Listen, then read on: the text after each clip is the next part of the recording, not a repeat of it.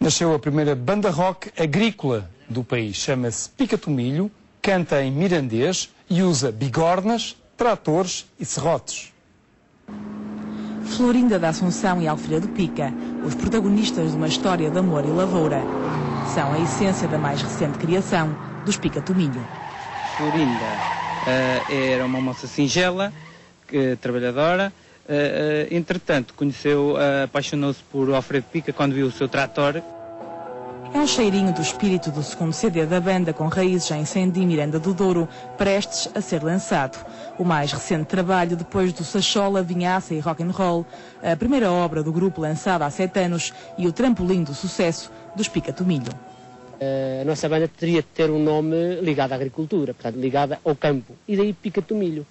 Pica-Tomilho porquê? Porque Pica-Tomilho consistia em cortar com o machado, portanto, gestas e o tomilho, que é uma planta selvagem, que depois era espalhado nas ruas para se decompor.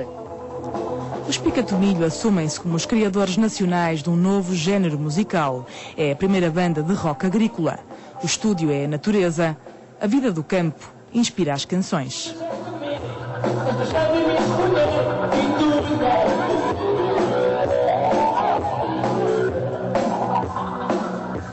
Para ter um som que até a gente até salta quando eles estão a tocar.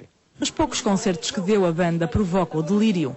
Os 5 roqueiros conseguem prender todas as gerações. Os velhos ainda vivem mais que os novos, porque sentem a alma de antigamente. Le Picanços Fan Club, assim se designa o clube que reúne fãs de les a les do país, apesar dos escassos e espaçados concertos que a banda dá. O próximo está marcado para o Natal. A história de amor de Alfredo Pica e Florinda da Assunção vai voltar a ganhar vida nos palcos. A agricultura e o rock, uma mistura explosiva no fecho deste telejornal. Assim...